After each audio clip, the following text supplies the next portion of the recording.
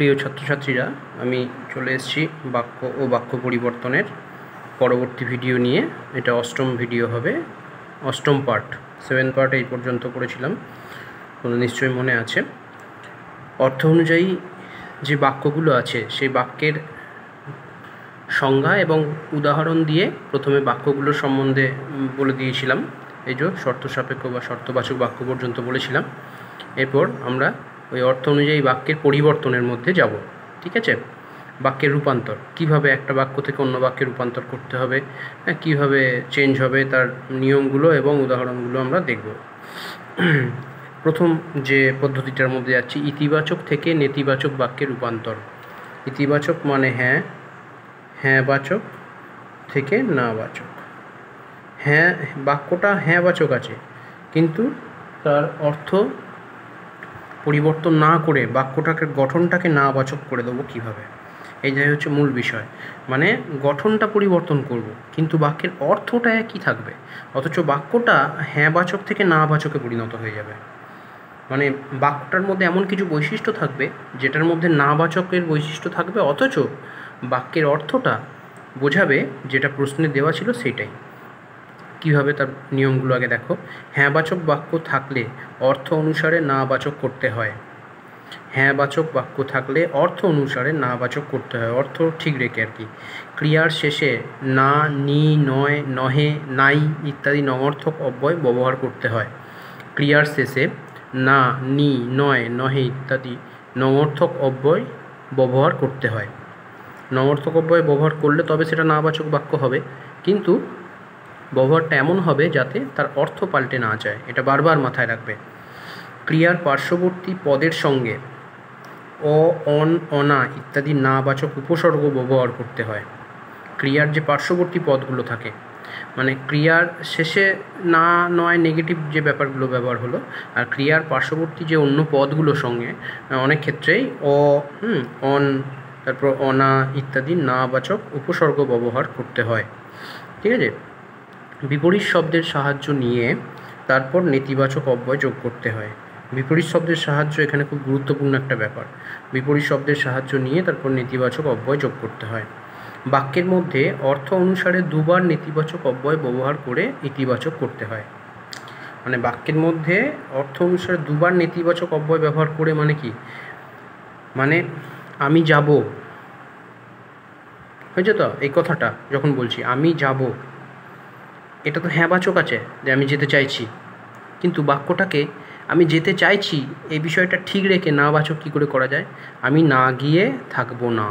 এই যে আমি না গিয়ে থাকবো না, দুবার না ব্যবহার করছি। দেখো, বাক্যের মধ্যে অর্থ অনুসারে দুবার নেতিবাচক অব্যয় ব্যবহার করে ইতিবাচক করতে হয়। আমি না গিয়ে থাকবো না মানেই তো আমি যাব, অর্থটা ঠিকই থাকছে, কিন্তু বাক্যের গঠনটা নেতিবাচক বা নাবাচক হয়ে যাচ্ছে। হ্যাঁ, এই যে বৈশিষ্ট্যগুলো, এই নেগেটিভ যে ব্যাপারগুলো, মানে নঅর্থক অব্যয় ব্যবহার করা, না, নি, নয়, নহে এগুলো ব্যবহার করা, অ, অন, অনা ইত্যাদি উপসর্গ ব্যবহার করতে হবে, নাবাচক উপসর্গ। বিপরীত শব্দের সাহায্য নিতে হতে পারে। আবার কখনো কখনো দুবার নাবাচক অব্যয় ব্যবহার করে তবে ইতিবাচক করতে হয়। ঠিক আছে? এবার উদাহরণের সাহায্যে এই পদ্ধতিটা আলোচনা করি পরের পাতায়। দেখো, এই দেখো, যেমন এ কাজটি তোমার দ্বারা সম্ভব। তাহলে এই কাজটি, যে কোনো একটা কাজের কথা বলা হচ্ছে, যে কাজটি কাউকে বলছি আমি যে তোমার দ্বারা সম্ভব, এটা নাবাচক করতে হবে। নাবাচক করতে হবে মানে এটা অবশ্যই হ্যাঁবাচক বা ইতিবাচকে আছে। এই কাজটি তোমার দ্বারা সম্ভব, হ্যাঁবাচক বাক্য এটা, এখানে কোনো নেগেটিভিটি নেই। নাবাচক যখন বলছি তখন নাবাচক কীভাবে করবো, অথচ কাজটা যে তোমার দ্বারা সম্ভব সেটা বোঝাতে হবে, কিন্তু বাক্যটা নাবাচক হবে। এই কাজটি তোমার দ্বারা অসম্ভব নয়। তাহলে এই দেখো, সম্ভবের আগে একটা অ বলেছিলাম যে নাবাচক উপসর্গ ব্যবহার হতে পারে, সম্ভবের বিপরীত হয়ে গেল অসম্ভব, তাই তো? এখানে নাবাচক একটা উপসর্গ ব্যবহার হয়ে এটা বিপরীত শব্দে পরিণত হয়ে গেল, তারপরে আমি নাবাচক শব্দটা বসিয়ে দিলাম। তাহলে এই কাজটি তোমার দ্বারা অসম্ভব নয়, তার মানেই তো সম্ভব, পাল্টে গেল। খুব সহজ ব্যাপার, কিন্তু একটু সূক্ষ্ম মাথায় চিন্তা করতে হবে। এই কাজটি তোমার দ্বারা সম্ভব, এটাকে আমি এইভাবে বলছি যে এই কাজটি তোমার দ্বারা অসম্ভব নয়। যেহেতু নয় ব্যবহার করেছি, যেহেতু ব্যবহার করেছি, মানে নঅর্থক উপসর্গ আর কি, বা নাবাচক উপসর্গ ব্যবহার করেছি, তাই গঠনগত দিক থেকে বাক্যটি নাবাচক হয়ে গেল, কিন্তু অর্থটা যে বাক্যটি রয়েছে তার মতোই থাকলো। এই কাজটি তোমার দ্বারা অসম্ভব নয়, তার মানেই তো তোমার দ্বারা সম্ভব। এইভাবে পরিবর্তনটা হলো। আরেকটা উদাহরণ দেখো, সে নির্ভুল অঙ্ক করেছিল। সে নির্ভুল অঙ্ক করেছিল, তার মানে সঠিক অঙ্ক করেছে আর কি। সে নির্ভুল অঙ্ক করেছিল মানে সঠিক অঙ্ক করেছিল। নাবাচক করতে হবে, সে ভুল অঙ্ক করেনি। ভুল অঙ্ক করেনি মানে সে সঠিক অঙ্ক করেছে বা নির্ভুল অঙ্ক করেছে। দেখো, নির্ভুল থেকে ভুল হলো গেল, পরিবর্তন, বিপরীত শব্দ এলো। করেনি নাবাচক শব্দ, না, নি, নয়, নহে এসবগুলো ব্যবহার হবে বলেছি। তো করেনি, করেছিল, করেনি, নির্ভুল থেকে ভুল, বিপরীত হয়ে গেল। সে ভুল অঙ্ক করেনি, তার মানে সে নির্ভুল অঙ্ক করেছিল, অর্থাৎ অর্থ একই রইল, কিন্তু বাক্যটাকে আমি নাবাচক ব্যবহার করতে পারলাম। এটাই শেখার। লোকটিকে বাঘে খেয়েছে, ঠিক আছে, লোকটিকে বাঘে খেয়েছে। জঙ্গলে গিয়েছিল, এমন একটা লোককে বাঘে খেয়েছে। এই ঘটনাটা সত্য, হ্যাঁ বাচক। এটাকে নাবাচক ব্যবহার করতে হবে, ঠিক আছে, কিন্তু অর্থটা থাকবে বাঘে খেয়েছে সেরকমই হবে। তাই লোকটিকে বাঘে না খেয়ে যায়নি, লোকটিকে বাঘে না খেয়ে যায়নি। মানে মনে করো একটা দুর্ঘটনা ঘটেছে কোনো পাড়ায়, হ্যাঁ, কেউ বলছে লোকটিকে বাঘে খেয়েছে, তার প্রতি উত্তরে অন্য একজন প্রতিবেশী বলছে লোকটিকে বাঘে না খেয়ে যায়নি, তার মানে বাঘেই খেয়েছে। ঠিকই বলেছ।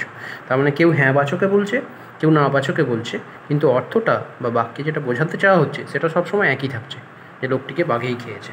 ঠিক আছে, এটা গেল হ্যাঁ বাচক থেকে না বাচক, হ্যাঁ থেকে না এ পরিণত করলাম।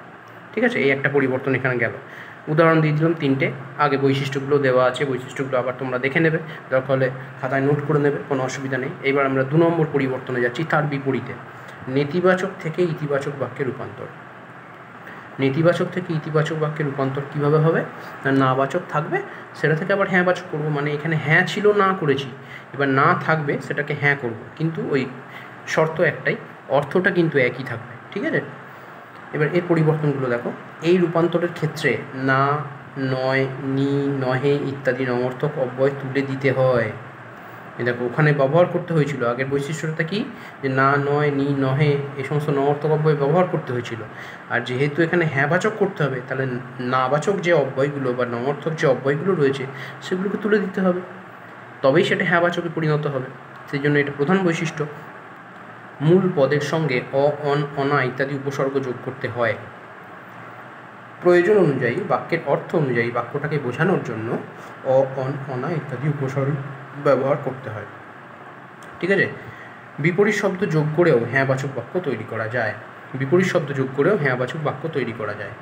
ঠিক আছে, এগুলো তো বৈশিষ্ট্য, যে রূপান্তরের পদ্ধতি, কোন পদ্ধতির মাধ্যমে আমি রূপান্তর করছি। কিন্তু যতক্ষণ না আমি রূপান্তরটা করে দেখছি উদাহরণে, ততক্ষণ আমার কাছে বিষয়টা ক্লিয়ার হচ্ছে না। যেমন, এ জিনিস সহজে পাওয়া যায় না। এ জিনিস, কোনো একটা জিনিসের কথা বলা হয়েছে, যে জিনিসটা সহজে পাওয়া যায় না, তাই তো? পাওয়া খুব কষ্টকর ব্যাপার আর কি। তো সেইটা না, আমরা সহজে পাওয়া যায় না, তাহলে নাবাচক একটা বাক্য, নঅর্থক বাক্য। ঠিক আছে, নঅর্থক বাক্যটাকে আমি হ্যাঁ বাচক করব, অথচ অর্থটা আমার এটাই থাকবে। দেখো, এ জিনিস দুর্লভ, কত সহজে হয়ে গেল। এ জিনিস দুর্লভ, দুর্লভ কথাটার মানেই কিন্তু যা সহজে পাওয়া যায় না। এই জন্য এখানে একটা পয়েন্ট বলা আছে যে বিপরীত শব্দ যোগ করেও হ্যাঁবাচক বাক্য তৈরি করা যায়। তাহলে বিপরীত শব্দটাকে এত সুন্দরভাবে ব্যবহার করতে হবে যেন খুব সহজে আমার এই অর্থটাকে বোঝানো হয়। এই জিনিস সহজে পাওয়া যায় না, না আছে বলে নাবাচক শব্দ, সেটাকে আমি হ্যাঁবাচকে পরিণত করছি, এই জিনিস দুর্লভ। মানে বাক্যটার গঠনগতভাবে পজিটিভ থাকছে বা হ্যাঁবাচক থাকছে, কিন্তু জিনিসটা যে সহজে পাওয়া যায় না সেটাকে সহজে বোঝাতে পারছি। অর্থাৎ অর্থের কোনো হেরফের হলে কিন্তু হবে না, অর্থের হেরফের হলে কিন্তু কাটা হয়ে যাবে, ভুল হয়ে যাবে। ঠিক আছে, গরিবের ঘরের অন্ন ওর মুখে রোচে না। মানে কোনো একজন ব্যক্তির কথা বলা হচ্ছে যার খুব অহংকার, যার খুব মর্যাদা বোধ আছে, সে গরিবের ঘরের ভাত খায় না আর কি। রোচে না মানে তার মুখে ওঠে না, মানে তার খেতে রুচি হয় না, ঠিক আছে। তাহলে নাবাচক বাক্য এটা, গরিবের ঘরের অন্ন ওর মুখে রোচে না, নাবাচক বাক্য, এটাকে হ্যাঁবাচক করতে হবে। তাহলে গরিবের ঘরের অন্ন ওর মুখে অরুচি, এই দেখো অরুচি, বোঝা গেল? রোচে না, অরুচি, অরুচিটা বিপরীত শব্দ। তাহলে গরিবের ঘরের অন্ন ওর মুখে অরুচি, এই যে অ যোগ করতে হয়েছে, আমি এখানে বলেছিলাম অ, অন, অনা ইত্যাদি উপসর্গ যোগ করতে হয়, দেখো অ যোগ করতে হয়েছে। নাবাচক যে উপসর্গটা রয়েছে, নাবাচক যে অব্যয়টা রয়েছে, সেই অব্যয়টাকে সরিয়ে দিতে হয়েছে, ঠিক আছে। গরিবের ঘরের অন্ন ওর মুখে রুচে না, সেটা আমি যখন হ্যাঁবাচকে পরিণত করছি তখন হয়ে যাচ্ছে গরিবের ঘরের অন্ন ওর মুখে অরুচি, খুব সহজে হয়ে যাচ্ছে। আর সময় নষ্ট করা চলিবে না, হ্যাঁবাচক শব্দ করতে হবে, হ্যাঁবাচক বাক্য করতে হবে। আর সময় নষ্ট করা চলিবে না, তাহলে প্রথমেই যেটা করতে হবে যে আমাকে এই নাটাকে তুলে ভাবতে হবে যে সময় নষ্ট করা চলবে না, এটা কীভাবে লিখব, ঠিক আছে। তাহলে আর সময় নষ্ট করা অনুচিত হবে, চলিবে না বা উচিত হবে না, হ্যাঁ, এখানে আমি অনুচিত এই বিপরীত শব্দটাকে ব্যবহার করলাম। তাহলে আর সময় নষ্ট করা অনুচিত হবে, অনুচিত হবেই মানেই তো আর সময় নষ্ট করা চলবে না, তাই তো। তাহলে আর সময় নষ্ট করা অনুচিত হবে, এটা হচ্ছে হ্যাঁবাচক বাক্যে পরিণত হলো, নাটা উঠে গেল। তাহলে আমাকে বাক্যটাকে পরিবর্তন করে দেখাতে হবে অর্থটাকে এক রেখে, এইটা হচ্ছে সবচেয়ে বড় বৈশিষ্ট্য, সবচেয়ে গুরুত্বপূর্ণ জায়গা, যেটা মাথায় ঢুকিয়ে নিতে হবে, যে বাক্যটাকে আমাকে পরিবর্তন করে দেখাতে হবে, অর্থটা যেন কোনো পাল্টে না যায়। সেই জন্য আর সময় নষ্ট করা অনুচিত হবে। লোকটি কাউকে বিশ্বাস করে না, লোকটি কাউকে বিশ্বাস করে না, তাই তো। তাহলে বিশ্বাস করে না, প্রথমে না বাচক এই অব্যয়টাকে সরাতে হবে। লোকটি সবাইকে অবিশ্বাস করে না, লোকটি সবাইকে অবিশ্বাস করে না, বিশ্বাসের আগে অযোগ হয়ে গেল, বিপরীত শব্দ তৈরি হয়ে গেল, হ্যাঁ, মানে নাবাচক উপসর্গ যোগ হয়ে বিপরীত শব্দ তৈরি হয়ে গেল, বিশ্বাসের বিপরীত অবিশ্বাস।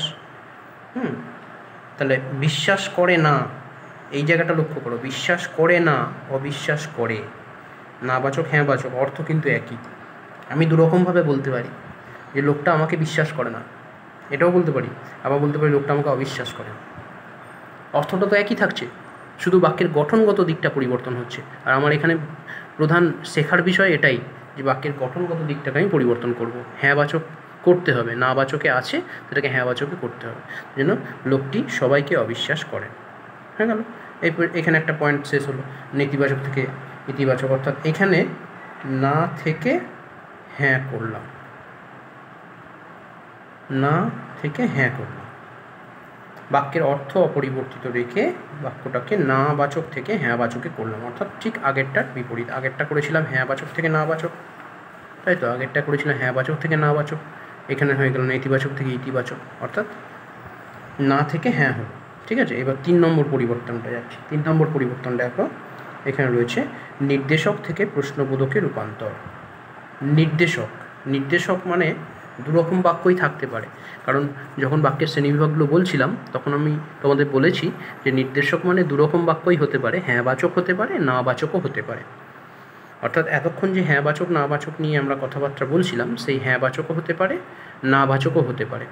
সেই নির্দেশক থেকে প্রশ্নবোধকে রূপান্তর মানে এবার একটা প্রশ্ন চিহ্ন বা প্রশ্নের ভাব বাক্যটার মধ্যে থাকবে, সে হ্যাঁবাচকই থাকুক বা না বাচকই থাকুক। নির্দেশক যদি থাকে তো সেটা হ্যাঁবাচকও হতে পারে, না বাচক, মানে প্রশ্নবোধক বাক্যে রূপান্তর করতে দিলে সেটা হ্যাঁবাচক বাক্যও থাকতে পারে, না বাচক বাক্যও থাকতে পারে।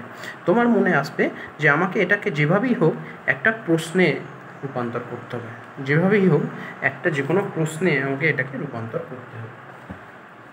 সেইটা দেখো কিভাবে হচ্ছে। নিয়মগুলো হচ্ছে, বাক্যের মধ্যে প্রশ্নবোধক অব্যয়পদ ব্যবহার করতে হয়। বাক্যের মধ্যে প্রশ্নবোধক অব্যয়পদ কোনগুলো? এই যে কে, কি, কেন, কোথায়, কোনখানে, কী জন্য ইত্যাদি, মানে যা দিয়ে প্রশ্ন করা হয় আর কি, যে অব্যয়পদ দিয়ে প্রশ্নটা করা হয় সেই ধরনের অব্যয়পদ ব্যবহার করতেই হবে, ঠিক আছে। যে বাক্যের মধ্যে প্রশ্নবোধক অব্যয়পদ ব্যবহার করতে হয়। 2 নম্বর বলছে, ইতিবাচক বাক্য থাকলে নাবাচক উপসর্গ যোগ করতে হয়, আবার কখনো নঅর্থক অব্যয় যোগ করতে হয়। মানে এখানে ওই প্রশ্ন করতে কি অনেক সময় হ্যাঁ থেকে না, না থেকে হ্যাঁ, এরকম পরিবর্তন আসতে পারে। তাতে কোনো অসুবিধা নেই, কিন্তু বাক্যটা প্রশ্নের আকারে পাচ্ছি কি না সেটাই আমাকে লক্ষ্য রাখতে হবে। ইতিবাচক বাক্য থাকলে নাবাচক উপসর্গ যোগ করতে হয়, ঠিক আছে। আবার কখনো কখনো নঅর্থক অব্যয় যোগ করতে হয়, ঠিক আছে। নেতিবাচক বা নাবোধক বাক্য হলে নাবাচক উপসর্গ বা নঅর্থক অব্যয় তুলে দিতে হয়। নেতিবাচক বা নাবোধক বাক্য হলে নাবাচক উপসর্গ বা নঅর্থক অব্যয় তুলে দিতে হয়, ঠিক আছে। এই যে বিষয়টা, এটা একটা গুরুত্বপূর্ণ জায়গা। নাবাচক যদি থাকে, এখানে যদি হ্যাঁবাচক থাকে তাহলে সেটাকে নাবাচক করতে হতে পারে। আবার নাবাচক বা নাবোধক বাক্য থাকলে হ্যাঁ সেই নাবাচক উপসর্গটাকে তুলে দিতে হতে পারে, ঠিক আছে। এগুলো হচ্ছে বৈশিষ্ট্য বা নিয়ম। হ্যাঁ, বাক্যের শেষে অবশ্যই প্রশ্নবোধক চিহ্ন দিতে হবে, এটা খুব ইম্পর্টেন্ট, ভেরি ভেরি ইম্পর্টেন্ট। এই পয়েন্টটা ভেরি ইম্পর্টেন্ট। কেন বললাম? বাক্যের শেষে অবশ্যই প্রশ্নবোধক চিহ্ন দিতে হবে। যদি না দাও, মনে করো তুমি পরিবর্তনটা ঠিক করলে, বাক্যের শেষে এসে জিজ্ঞাসা চিহ্নটা না দিলে, তাহলে সেটা প্রশ্নবোধক বাক্য হলোই না, তোমাকে কিন্তু নম্বর দেওয়া যাবে না, কেটে দেওয়া হবে। এটা খুব ভাইটাল একটা ব্যাপার। বাক্যের শেষে অবশ্যই প্রশ্নবোধক চিহ্ন দিতে হবে। যখন প্রশ্নবাচকে তুমি রূপান্তর করছো, তোমাকে শেষে কিন্তু জিজ্ঞাসা চিহ্ন দিতেই হবে। না দিলে কিন্তু সব কিছু ঠিক করেও তুমি শেষ পর্যন্ত নম্বরটা পাবে না। যেমন ছেলেটির নাম রাম, প্রশ্নবাচক বাক্য করতে হয়েছে, এটা হ্যাঁবাচক আছে তো, তাহলে হ্যাঁবাচক থাকলে নাবাচক করতে হতেও পারে, না হতেও পারে। ছেলেটির নাম কি রাম? জিজ্ঞাসা চিহ্ন। তুমি এটাকে প্রশ্নবোধকে কোনো রকম পরিণত করে দিতে পারো এবং তার মাধ্যমে এটাই বোঝাতে চাইবে যে ছেলেটির নাম রাম। ছেলেটির নাম কি রাম? জিজ্ঞাসা হয়ে গেল।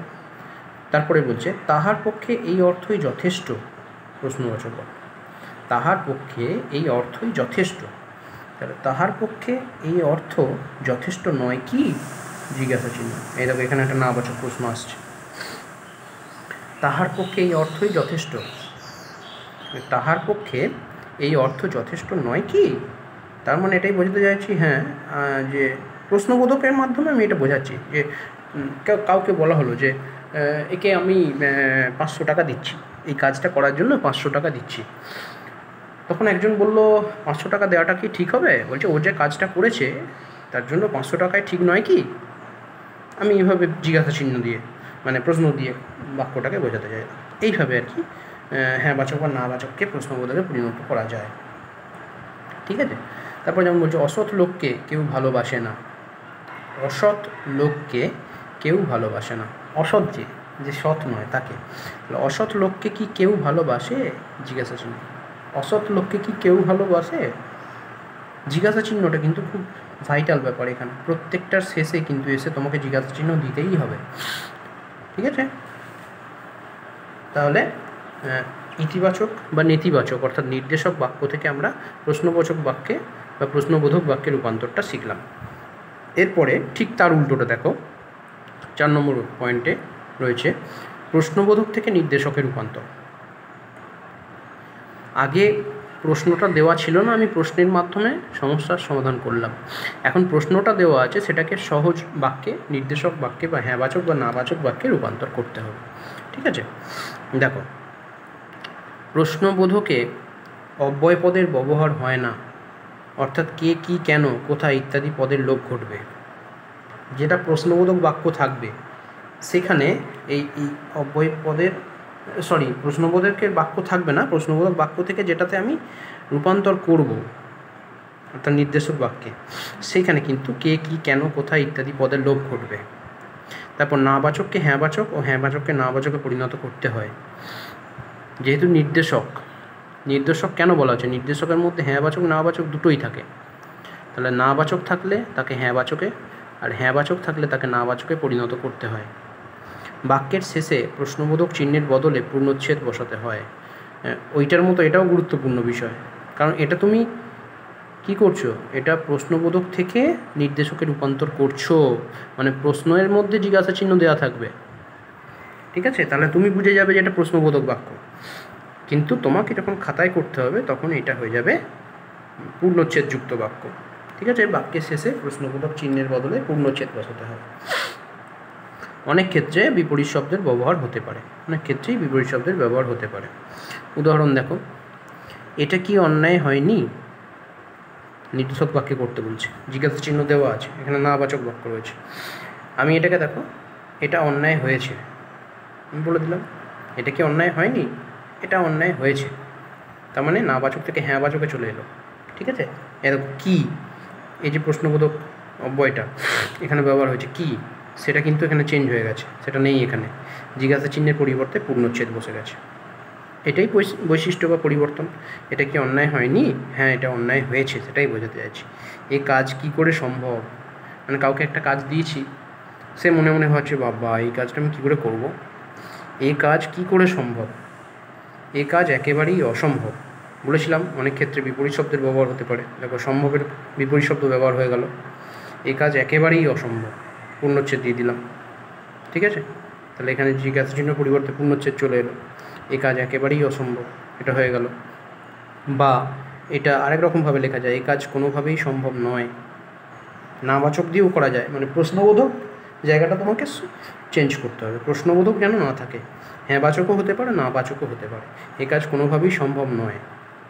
ঠিক আছে, মানে তোমাকে বললো যে এই কাজ কি সম্ভব বা কী করে সম্ভব, তুমি ওটা কি বোঝাচ্ছ যে হ্যাঁ ঠিকই বলেছেন, এই কাজ একেবারেই সম্ভব নয়, মানে কোনোভাবেই করা যাবে না, বা এই কাজ একেবারেই অসম্ভব, দুটোভাবেই বলা যায় আর কি।